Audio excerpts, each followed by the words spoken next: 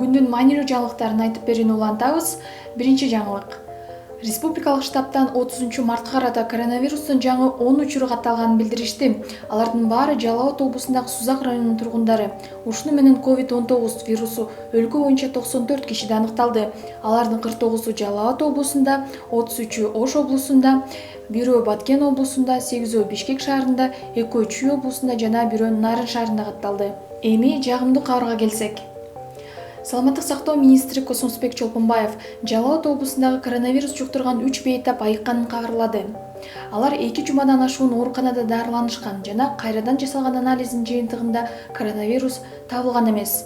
Бейтаптардын 2-өө ооруканадан бүгүн чыгарылды, 3-чү бейтап үйүнө эртең чыгышы күтүлүүдө. 3-чү жаңылык. Бишкектин коменданты Алмазбек Розалиев 30 мартта журналисттерге өзгөчө абал тартиби маалында шаар ичинде жүрүүгө аккредитация берилбесин билдирди. Ал өз чечимин журналисттердин ден соолугунун коопсуздугуна кам көрүү максаты менен негиздеген. Бирок Медиаполис институтунун юристтери коменданттын иш-аракети Конституциянын ченемдерине туура келбейт дешти. 4-чү жаңылык. Кыргызстан мусулмандарынын дин башкармалыгы Саламаттык сактоо министрлиги менен макулдашып, коронавирустан каза болгон мусулмандарды акыркы сапарга узатуу боюнча фатва чыгарды. Анда маркумдун сөөгүн кантип жуу керектиги жана жаназа кандай тартипте окулушу боюнча эрежелер айтылды.